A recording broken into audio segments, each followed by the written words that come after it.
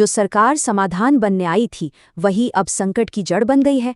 आखिर बांग्लादेश में हो क्या रहा है? सवाल ये है कि बांग्लादेश की ये उम्मीदों वाली सरकार आखिर बिखर क्यों रही है। आइए समझते हैं। नोबेल विजेता मोहम्मद यूनुस की सरकार से इस्तीफों की झड़ी लग गई है। एक के बाद एक बड़े सलाहकार साथ छोड़ रहे हैं। शेख हसीना के हटने के बाद इसी सरकार को देश में शांति और व्यवस्था वापस लाने के लिए बनाया गया था। यूनुस को इसलिए चुना गया क्योंकि वो एक न्यूट्रल चेहरा थे, एक नोबेल विजेता जिन्हें सब स्वीकार कर लेंगे। लेकिन असली प्रॉब्लम ये है कि यूनुस के पास कोई पॉलिटिकल मशीन नहीं है, न पार्टी, न कार्यकर्ता, न सड़कों पर कंट्रोल। और इसी वजह से वो एक मुश्किल में फंसे हैं। सख्ती करें तो तानाशाह कहलाएंगे और नरमी बरतें तो कट्टरपंथी मजबूत होंगे।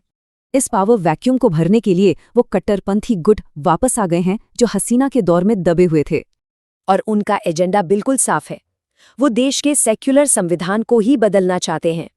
इनका तरीका भी सीधा है, मस्जिदों और मदरसों से भीड़ जुटाना और सड़कों पर हिंसा और धमकी से दबाव बनाना।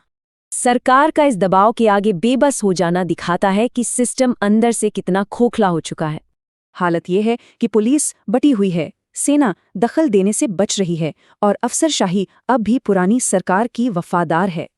इस सियासी संकट का असर अब पूरे समाज पर पड़ रहा है, एक डोमिनो इफेक्ट की तरह।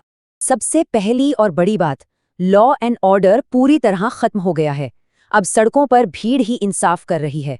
सरकार का कंट्रोल खत्म हो चुका है और आम लोग अब हिंसक भीड़ों के निशाने पर हैं। निशाने पर हैं अल्पसंख्यक, मीडिया और वो सभी जो लोकतंत्र की बात करते हैं, और उन्हें बचाने वाला कोई नहीं। और जब सड़कों पर ये हाल हो तो अर्थव्यवस्था कैसे बचेगी? इकोनॉमी अब फ्री फॉल में है।